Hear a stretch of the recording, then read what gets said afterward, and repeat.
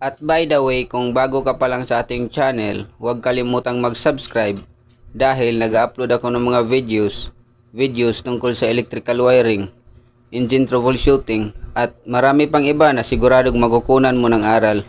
Okay, let's go! Check this.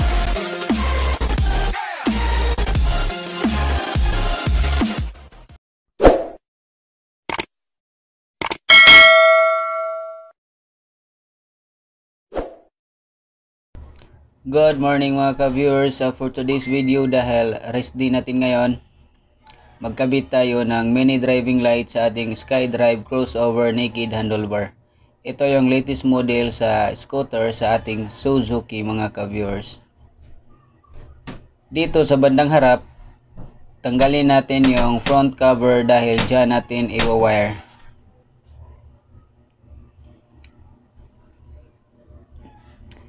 Dito sa ating dalawang relay mga ka-viewers, merong pin 30, dalawang pin 30. Pagsamahin natin yan, tapos ilagay natin sa positive wire na galing battery. Yung pinagapang natin na live wire, yung positive wire, dyan natin i-connect yung dalawang pin 30 ng ating relay. Paalala lang mga ka-viewers, huwag mag-skip para masubaybayan nyo yung connection natin para hindi magka-problema kapag kayo na yung gumawa ng connection sa inyong mga motor. So next na ikakabit natin mga ka-viewers, dito sa dalawang relay, merong dalawang pin 86. Pinagsama ko na at linagyan ko ng isang wire. Balatan muna natin mga ka-viewers.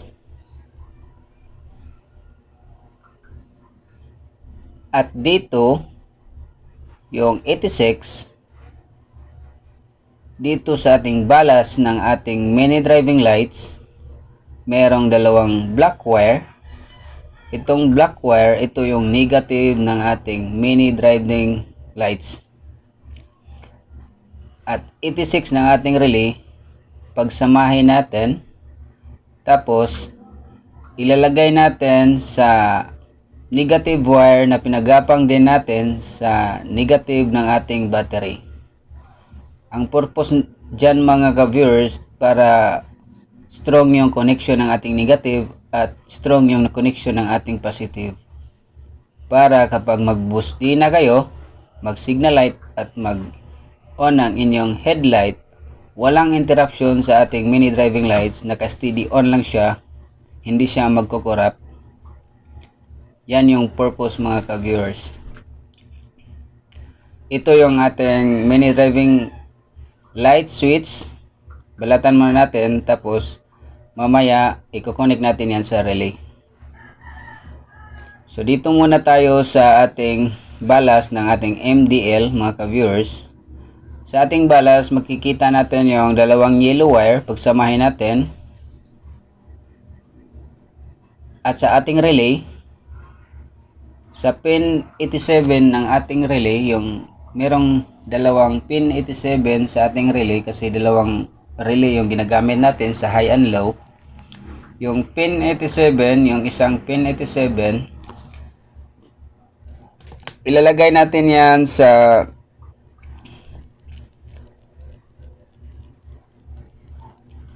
wire na pinagsama natin, yung yellow wire sa balas ng ating mini driving lights, yung pinagsama natin yellow wire, i-connect natin yan sa pin 87 ng ating relay. Ayan, siladuhan muna natin mga ka-viewers para save yung ating connection.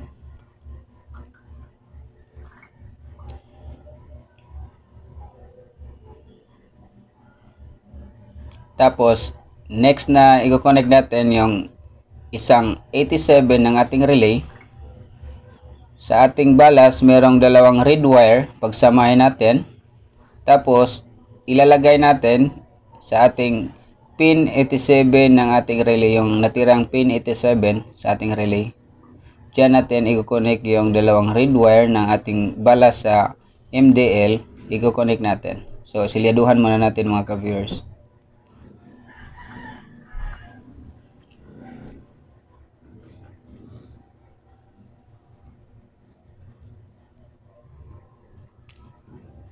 Yung natira na lang natin yung pin 85, yung dalawang pin 85. Balatan muna natin. Dito sa wire ng ating MDL switch, mayroong blue wire, ito yung common, black wire at saka gray wire. Yung black wire sa ating MDL switch, i-connect natin yan sa 85 ng ating relay. Yan.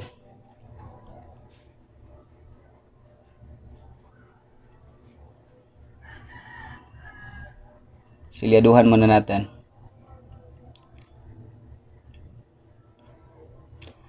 Next na ikakabit natin yung natirang 85, pin 85 ng ating relay. Balatan muna natin. I-connect natin yan sa brown wire ng ating MDL switch. Ayan. Yung brown wire, yung natirang brown wire ng ating MDL switch is kinonect natin sa 85 ng ating relay. Ayan, silyaduhan muna natin.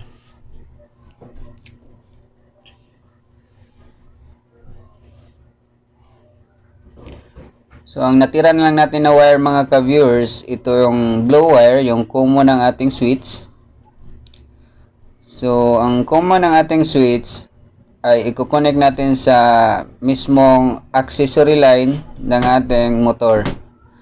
Yung accessory line mga ka-viewers, ito yung line na kapag i-switch on mo yung ating susian, magkakaroon siya ng live wire.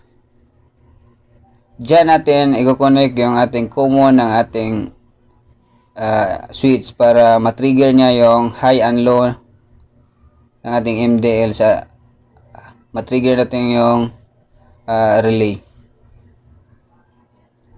So kapag maghanap kayo ng accessory line mga ka-viewers para safe yung hindi kayo malito, hindi masunog, hindi mag-short yung ECU, kumuha na lang kayo direct sa accessory line na dyan sa socket mismo sa ating susian. Merong orange wire dyan. Ito yung accessory line. Kapag i-switch on mo yung susian, magkakaroon siya ng positive. Dyan natin i-connect mga ka-viewers. So, tapos na tayo sa connection mga ka-viewers, tapos na tayo sa relay, tapos na tayo sa MDL side, tapos na din tayo sa switch. So, subukan natin bago natin ikabit lahat ng cover at saka bracket para hindi na tayo, hindi na magdodouble yung ating trabaho mga ka-viewers. So, good yung connection natin mga ka-viewers, nasubukan natin yung high at saka low. Subukan natin ulit.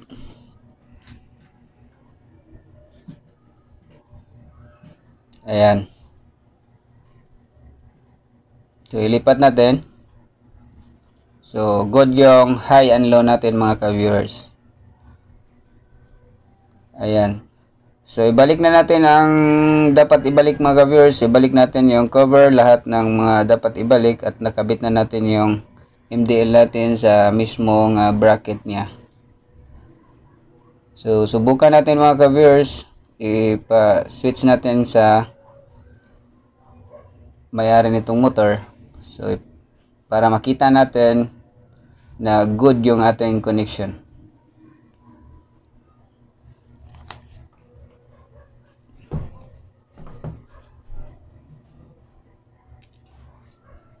Ayan. Gumana yung low natin. Tapos, ilipat natin sa high. Gumana din. So, good yung connection mga ka-viewers. Naging success yung ating connection. Hanggang dito lang tayo at mag-subscribe na kayo. At God bless.